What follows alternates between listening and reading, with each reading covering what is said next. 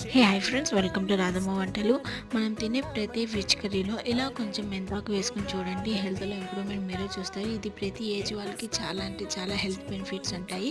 ముందుగా ఈ బెండకాయ మెంతాకు కావాల్సిన పదార్థాలు: బెండకాయలు, మెంతాకులు, మెంతి ఆకు కూర కట్ట, అలాగే ఉల్లిపాయలు. ముందుగా ఈ బెండకాయలు, మెంతాకు కూర, ఉల్లిపాయలు అన్నీ చిన్న చిన్న ముక్కలుగా కట్ చేసి పక్కన పెట్టుకొని స్టవ్ మీద ప్యాన్ పెట్టుకుని ఆయిల్ వేసుకుని ఆయిల్ బాగా హీట్ అయ్యాక అందులో ఈ తాలింపు దినుసులు, అలాగే బెండకాయ ముక్కలు, ఉల్లిపాయ ముక్కలు, ఈ మెంతాకు కూర వేసి ఉప్పు పసుపు వేసి బాగా మగ్గించుకున్నాక మనకి బాగా ఎర్రగా వేగింది అనుకున్నాక ఫైనల్గా కారం వేసి దించేసుకోండి. అంతే, ఎంతో టేస్టీగా ఉండే బెండకాయ మెంతాకు కూర రెడీ.